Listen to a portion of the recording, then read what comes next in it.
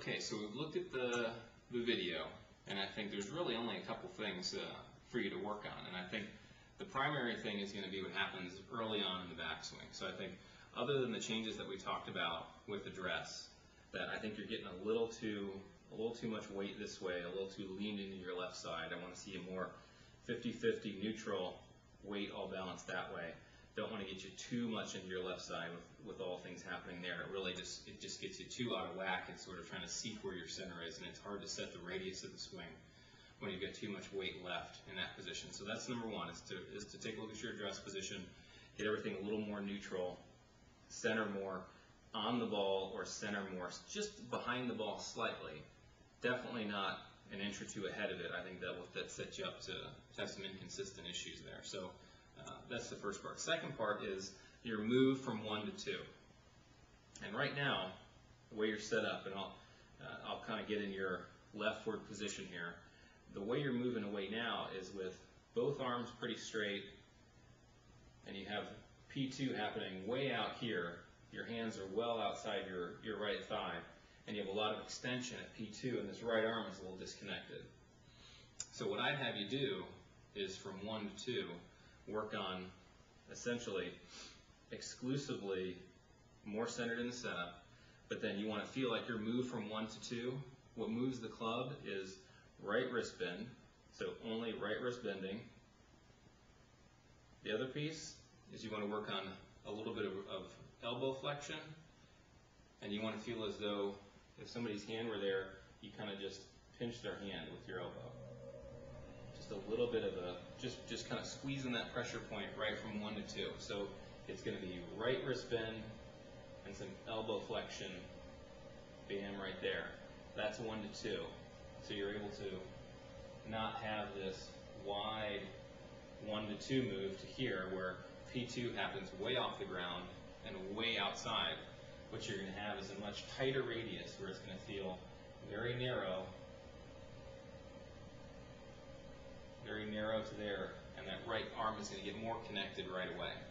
So what that'll set you up to do is, because we saw the left shoulder working really well all the way till you got from 1 to 2, you get to 3, and then what happens is that left shoulder stops going down and it starts to kind of work this way, too flat.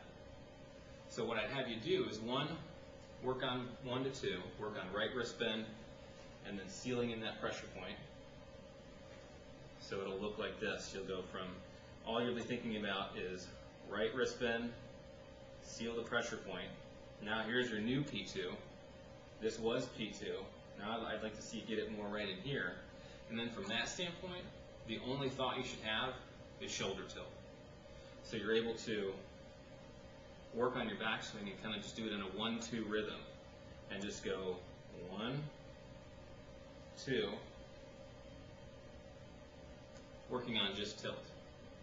And I think what you'll see from a down the line view is that you'll see 1, P2 is much more narrow, right pressure point is nice, and I feel a little pressure on my right pec muscle.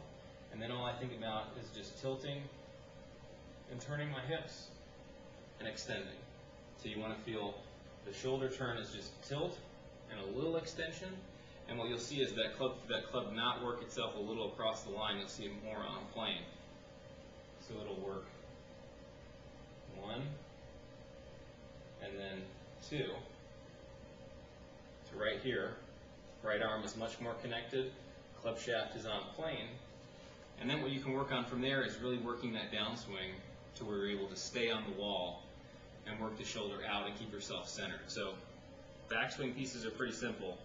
So it's going to be 1 and then 2.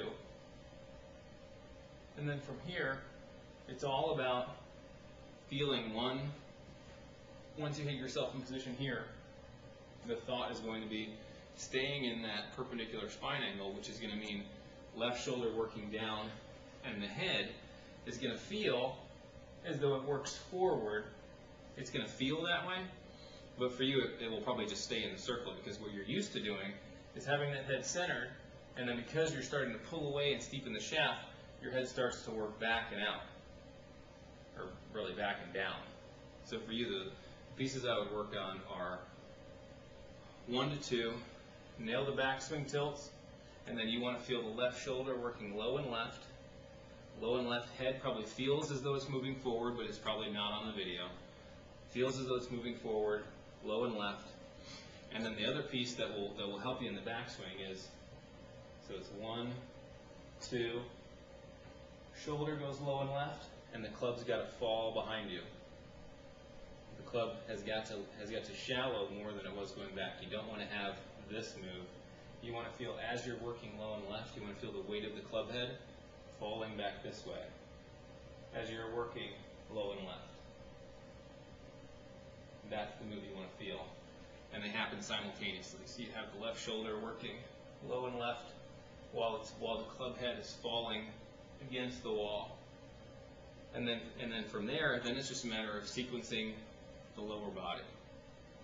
Because I think you won't have this hip slide and then pull back that you're having right now. What you'll have is that you'll be in a much better position at the top to work left, left, and the club fall back. And once you get to that point here, now you can really accelerate the lower body, jump up and push the hips forward, and be in a much different position. So I'd work on those things. 1 to 2, bam. There's really no other arm movement necessary at this point. You're pretty much set. It's all shoulder tilting and a little bit of extension for you, and that'll nail the backswing. And then I'd work a lot on that left shoulder staying low, working left, and the club head falling. And really the extension and the jumping will happen almost simultaneously with that. So it'll look something like this when you're practicing. It will look like 1 to 2, right arm's connected, tilt to the top, little extension.